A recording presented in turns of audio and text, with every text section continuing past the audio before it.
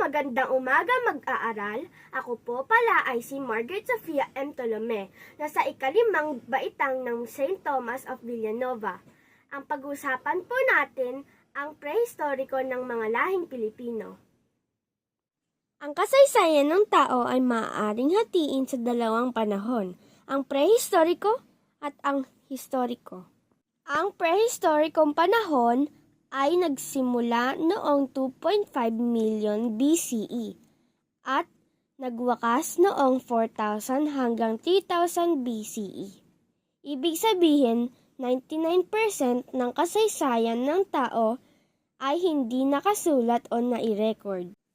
Paano natin natutunan ang mga nangyayari noong prehistorikong panahon? Upang mabigyan linaw ang kasaysayang hindi naisulat dito, pumapasok ang mga eksperto, ang mga archaeologists at anthropologists. Ang mga archaeologists ay mga eksperto ng naghahanap at sumusuri ng mga artifacts, fossils at iba pang pisikal na labi ng sinaunang tao.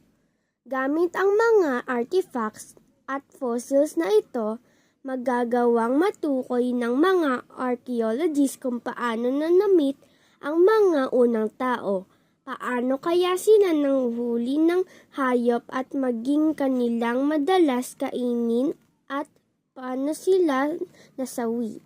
Ang mga anthropologists naman ay mga ekspertong nag-aaral sa kultura ng mga tao.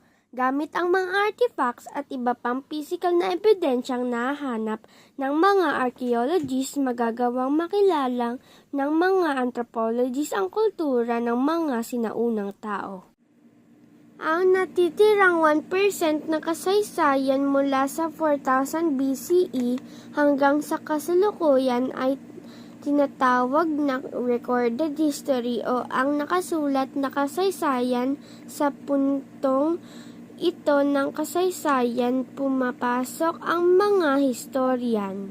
Gayunpaman, hindi nangangahulugan na nagtatrabahong mag-isa ang isang historian. Siya ay nakikipagtulungan sa mga archaeologists at anthropologists upang lubos na maging malinaw ang mga pangyayari sa nakalipas.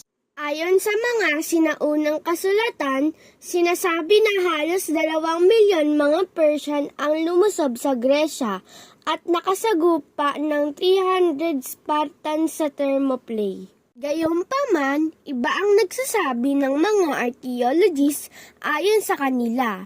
Ang mga archaeological evidence ay nagsasabing isa itong exaggeration dahil ang realistic na number lamang ay 70,000 hanggang 100,000 na mga Persians. Maraming salamat po sa iyong panonood. Paalam!